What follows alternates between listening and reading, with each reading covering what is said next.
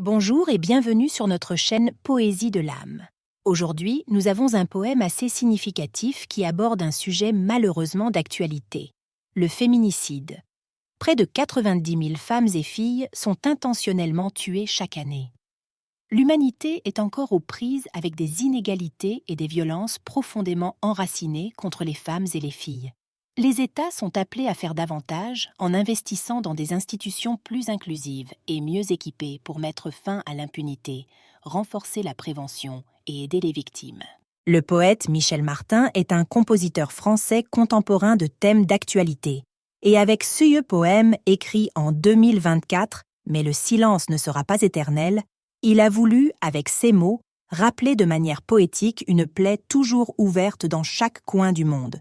Nous aimerions connaître vos pensées. Pourquoi y a-t-il tant de féminicides? Quelles en sont les raisons? De nombreuses questions circulent. Pourquoi l'homme est-il un animal qui ne contrôle pas ses instincts? Pourquoi les femmes, par leur attitude et leur habillement, provoquent-elles les mauvaises personnes? Pourquoi n'y a-t-il pas une loi assez sévère pour punir ceux qui abusent, violent et tuent? Pourquoi? Nous aimerions ouvrir un débat sur ce sujet en essayant de sensibiliser les gens à exprimer leurs pensées réprimées. Laissez un like si vous voulez que nous publions d'autres poèmes de Michel Martin, abonnez-vous à la chaîne et n'oubliez pas de laisser un commentaire. Au revoir et à bientôt.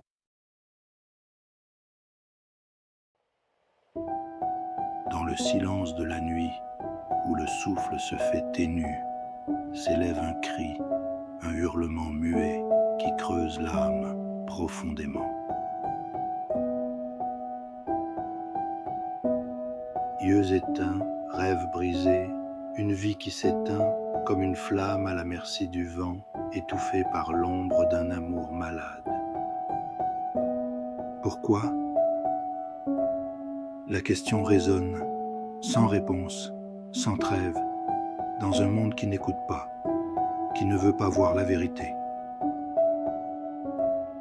Elle était une rose, délicate et forte, épanouie entre les plis du temps, mais une main cruelle l'a arrachée, laissant seulement des pétales dispersés, de la douleur.